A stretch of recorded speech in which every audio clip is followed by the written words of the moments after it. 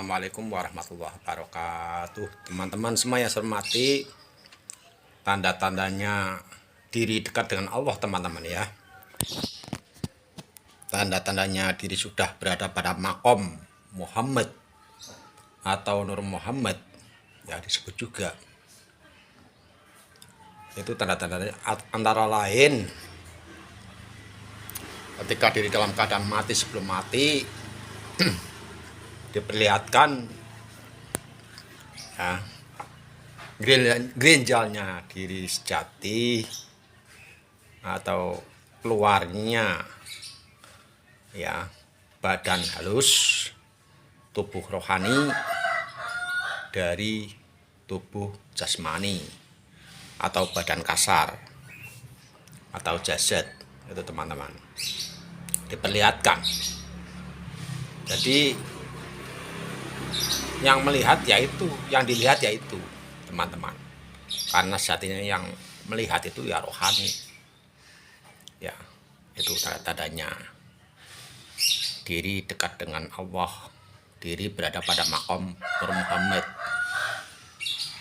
Nah, tahu itu dari hasil atau jisbah atau pencapaian amalan ilmu hakikat, gubahan dari ayat pertama surat Al-Alaq ya, wahyu yang pertama diterima oleh kanjeng Nabi di Gua Hiro. Iqra bismi rabbikal ladzi khalaq. Ya, apa yang dibaca ya Jibril. Ya. Karena dalam riwayat itu ketika kanjeng Nabi khalwat uslah di Gua Hiro, malaikat Jibril datang ya. Kemudian Iqra. Jadi disuruh membaca, malaikat Jibril itu menyuruh atau meminta kanjeng Nabi untuk baca. Bukan malaikat Jibril membacakan ya, perlu dicermati, bukan malaikat Jibril membacakan, tapi malaikat Jibril meminta kanjeng Nabi untuk membaca Iqra. Iqra bismi rabbikal ladzi khalaq. Ya. Konon diriwayatkan dalam satu hadis apa-apa itu ya.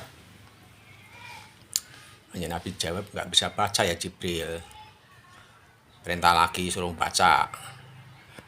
Sampai 3 kali nggak bisa jawab ya Jibril. Kemudian setelah di tubuh kanjeng Nabi dipeluk ya, baru kanjeng Nabi bisa baca. Itu maknanya apa? Ya, ada maknanya. Setelah tubuh kanjeng Nabi dipeluk baru bisa baca. Itu maknanya, itu yang dibaca itu diri sendiri teman-teman, tubuh diri. Nah, bacaannya bagaimana ya, itu sudah tabu kalau diungkap ya teman-teman. Gak elok, dan ada aturan tak tertulis dan ada wasiat tidak boleh diungkap kecuali ya lewat talqin teman-teman ya. Di amalan itu yang pertama ilmu hakikat dijalani secara tekun ya, istiqomah ya. Kemudian pada saatnya akan diperlihatkan tubuh halus yang keluar dari tubuh kasar ya teman-teman. Itu berarti tanda-tandanya diri dekat dengan Allah, makom Nur Muhammad. Teman-teman semua yang saya hormati, kemudian tanda-tanda diri telah sampai pada Allah, tanda-tandanya teman-teman ya. Tanda-tandanya diperlihatkan nur zatnya teman-teman, bukan kunisatnya ya. Jadi perlihatkan nur zatnya ya pada mata hati atau mata rohani, sekilas nur zatnya, bukan kunisatnya. Kalau kunisatnya nggak ada yang tahu ya, nggak ada yang bisa diumpamakan ya teman-teman. Kita sampai ke Jakarta, melihat Jakarta aja tidak bisa melihat Jakarta itu bentuknya kayak apa ya, memangnya kecil sebidi ya atau sebotol, nggak bisa. Itu baru Jakarta ya, sekilas sampai di Tanjung Priok ya itu Jakarta, sampai di Pulau Gadung itu ya Jakarta, sampai di mana teman-teman Setiabudi yaitu Jakarta, sampai Taman Mini yaitu Jakarta. Tapi Jakarta seperti apa? Nggak bisa. Nggak bisa, apalagi zat Allah. Ya apalagi kunis zat Allah yang maha besar, maha meliputi segala sesuatunya. Nggak bisa teman-teman ya. Jadi tanda tanyanya sudah sampai. Kita dalam menjalani ilmu, jalan menuju Allah, ya, ilmu ma'rifatullah.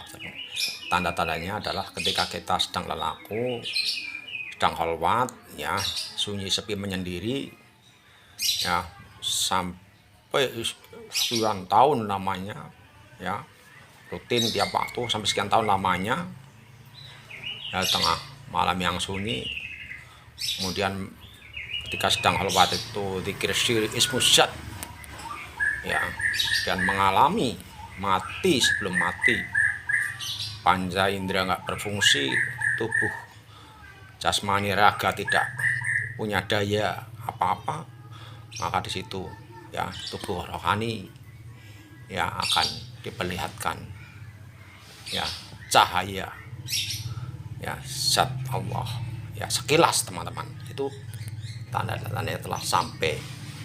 Jadi tidak begitu mudah ya, tidak begitu simple, tidak begitu gampang ya untuk mengenal Allah. Kalau pengertiannya iya ya, siapa saja bisa belajar dari buku, mendengar ceramah, pengertiannya bisa, tapi mana ilmunya yang dijalani?